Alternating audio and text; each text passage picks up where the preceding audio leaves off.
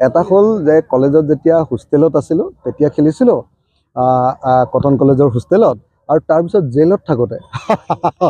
মোক যে জেলত ৰাখিছিলে ন তো যেতিয়া ডিব্ৰুগড় জেলত 6 মাহ ৰাখিছিলে তেতিয়া ভলীবল খেলিছিলোঁ গুৱাহাটী জেলত যেতিয়া বাৰম্বাৰ জেলত পঠিয়ায় তেতিয়াহ'লে ভলীবল খেলোঁ তো এনেকৈ সেইকাৰণে খেলাৰ অভ্যাস এটা আছিলে কিন্তু বহুত দিন খেলা নাই আজি হঠাতে দেখি ফটকৈ মন গ'ল কিন্তু নাই এতিয়া জঁপিয়াব নোৱাৰা হৈ গ'লোঁ আৰু পঞ্চায়তত আপোনালোকৰ খেলখন কি হ'ব পঞ্চায়তৰ খেলখনত ডেফিনেটলি ভালকৈ খেলিম এইটো ভলীবল মই খেলিব জানো যেতিয়া সেইখন খেলো ভালেই খেলিম ৰ'ব পঞ্চায়তত ভালকৈ চেষ্টা কৰিম আৰু মই খালি কংগ্ৰেছ দলক আহ্বান জনাওঁ যে আপোনালোকে কংগ্ৰেছ দলে উপ নিৰ্বাচনত কৰা ভুলটো আপোনালোকে নকৰিব হা কংগ্ৰেছ দলে উপ নিৰ্বাচনত কৰা ভুলটো যদি আকৌ কৰে তেতিয়াহ'লে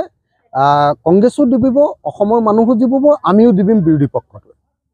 কাৰণ উপ নিৰ্বাচনত আমি বেলেগ বেলেগকৈ খেলাৰ কাৰণে বিজেপিয়ে 5খনতে জিকিলে পঞ্চায়ততো সাধাৰণতে কি হয় পঞ্চায়ত ইলেকশ্যনত বা উপ নিৰ্বাচন এইবিলাকত কি হয় ৰুলিং পাৰ্টিটো জিকে পৌৰসভাৰ ইলেকশ্যনত ৰুলিং পাৰ্টিটো জিকে সেইকাৰণে এই সময়ত আমি পঞ্চায়ত ইলেকশ্যনটোক ব্যৱহাৰ কৰিব লাগে যে আমাৰ সকলো পাৰ্টিৰ কৰ্মীবিলাকৰ মাজত একতা বৃদ্ধি কৰিবৰ কাৰণে ব্যৱহাৰ কৰিব লাগে পঞ্চায়ত ইলেকশ্যনত যদি একেলগে আমি ইলেকশ্যন খেলোঁ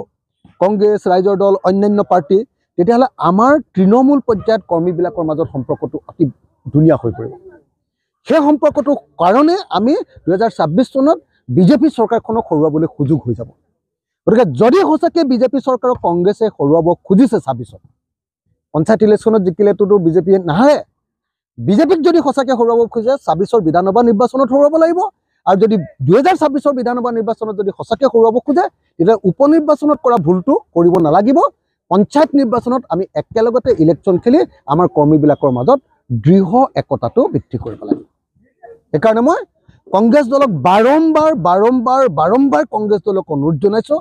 আপোনালোকে এই ভুলটো নকৰিব আমি সকলোৱে মিলি 2025 চনৰ পঞ্চায়ত নিৰ্বাচনত অসমত আমি একেলগে খেলিব লাগিব কোনে কেইটাত জিকিলোঁ সেইটো দৰকাৰ নাই লাগিলে আমি কমে চিট ল'ম কিন্তু তথাপি আমি একেলগে খেলোঁ যাতে আমাৰ মাজত একতাটো বৃদ্ধি পায় কংগ্ৰেছে মাৰিলে